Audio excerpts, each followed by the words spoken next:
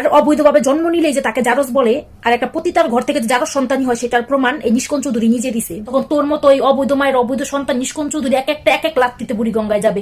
যদি মুসলমান হইতো তাহলে হুজুরদের বিরুদ্ধে, মাওলানাদের বিরুদ্ধে কথা বলার আগে একবার চিন্তা করতো ওর। আসসালামু আলাইকুম দর্শক শ্রোতা, কেমন আছেন সবাই? আশা করি সকলে ভালো আছেন। স্বাগতম জানাচ্ছি আমাদের নতুন আরেকটি ভিডিওতে। দর্শক শ্রোতা, ভিডিওর প্রথমে ছোট্ট একটি ভিডিও ক্লিপ দেখতে পেলেন, একজন এমপি নিক্সন চৌধুরীকে ধুয়ে দিচ্ছে। সেই ভিডিও ক্লিপটা আপনাদেরকে সম্পূর্ণ দেখাবো। তার আগে একটি কথা বলি, আপনারা হয়তোবা এমপি নিক্সন চৌধুরীকে অধিকাংশ মানুষ ছিলেন, কারণ কিছুদিন আগে আল্লামা মামলা সাহেবকে প্রকাশ্যে হুমকি দেয় এবং তাকে চ্যালেঞ্জ করে। যে কারণে তাকে চ্যালেঞ্জ করে সেটি হচ্ছে বঙ্গবন্ধু শেখ মুজিবুর রহমানের ভাস্কর্য তৈরি করাতে আল্লামা মামলা সাহেব বিরোধিতা করেছে এজন্য, যার কারণে এমপি নিক্সন চৌধুরী প্রকাশ্যে আল্লামা মামলা সাহেবকে হুমকি দেয় এবং চ্যালেঞ্জ করে মাঠে এসেও খেলা হবে। এই বক্তব্যটি যারা এখনো পর্যন্ত দেখেননি, চলুন ছোট্ট একটি ভিডিওর মাধ্যমে এই বক্তব্যটি শুনে আসি, তারপরে কিভাবে এমপি নিক্সন চৌধুরীকে ধোলাই করলো সেটা আপনারা শুনবেন। মামুনুল হক উনি মঞ্চে দাঁড়াইয়া বক্তৃতা দিতে দিতে উঠতে যায়, মনে নাই মা পড়ব, চ্যালেঞ্জ করে। কারে চ্যালেঞ্জ করে? শেখ হাসিনারে চ্যালেঞ্জ করে। কোন দেশের টাকা খাইছেন? হঠাৎ করে চাঙ্গা দিয়া উঠছেন। যুবলীগ যদি মাঠে নামে ওস্তাদ দৌড়াইয়া কুল পাবেন না।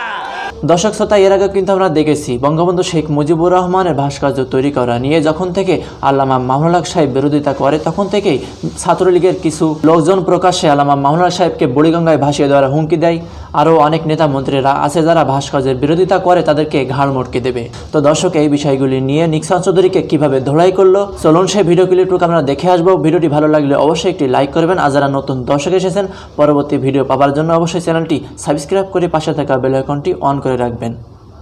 ভিডিওটি ভালো লাগলে অবশ্যই একটি লাইক করতে ভুলবেন না। আসসালামু আলাইকুম। এই যে আমার পিছনে দেখতে পাচ্ছেন নিষ্কণ চৌধুরী অবৈধ মায়ের অবৈধ সন্তান। এতদিন বাংলাদেশের প্রবাসীদেরকে চুতিয়া বানাইছে, প্রবাসীদের জন্য এটা করবে সেটা করবে, সংসদে সমাবেশে অনলাইনে মিডিয়াতে সব জায়গায় বলছে প্রবাসীদের জন্য এটা করবো সেটা করবো। আপনাদের কাছে আমার প্রশ্ন, এই পর্যন্ত এই অবৈধ মায়ের অবৈধ সন্তান নিষ্কণ শুয়ারের বাচ্চা কি করছে প্রবাসীদের জন্য? আর এই নিষ্কণ শুয়ারের বাচ্চা নাকি মাওলানাদের সাথে খেলবে, বাংলাদেশের হুজুরদের সাথে খেলবে। এই অবৈধ মায়ের অবৈধ সন্তান নিষ্কণ চৌধুরী তোরে বলতাছি, মাওলানাদের সাথে খেলতে আসবি কি তোর অবৈধ মায়ের ক্ষমতার উপর নির্ভর করে আর পুলিশের উপর নির্ভর করে? কিন্তু তুই একটা কথা মনে রাখিস, বাংলাদেশের জনগণ হুজুরদের পক্ষ নিয়ে যখন জনগণের গতি নিয়ে খেলতে আসবে না, তখন তোর মতো এই অবৈধ মায়ের অবৈধ সন্তান নিষ্কণ চৌধুরী এক এক লাত্তিতে বুড়িগঙ্গায় যাবে। তখন কি সেটা লোড সামাল দিতে পারবি নাকি? তোর আসল চরিত্র বাংলাদেশের জনগণ দেখে ফেলছে, চিনে ফেলছে যে অবৈধ মায়ের ঘরে অবৈধ সন্তান তুই, বেয়াদবের বাচ্চা।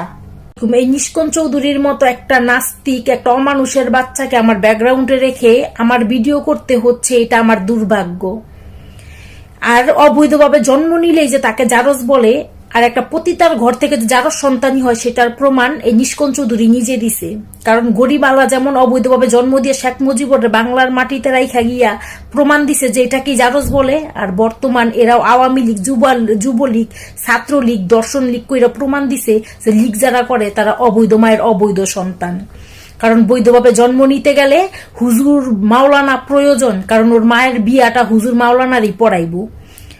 আর যদি নাস্তিক না হয়, যদি মুসলমান হইতো তাহলে হুজুরদের বিরুদ্ধে, মাওলানাদের বিরুদ্ধে কথা বলার আগে একবার চিন্তা করতো। ওর যদি মুসলিম হয়ে থাকতো, মারা গেলে কোনো হুজুর কোনো মাওলানার জানাজাটা পড়বো। যে হুজুর মাওলানাদের দিয়ে জানাজা পড়াবি, যাদের মাধ্যমে বৈধতা লাভ করবি, তাদের সাথেই খেলবি, বেয়াদবের।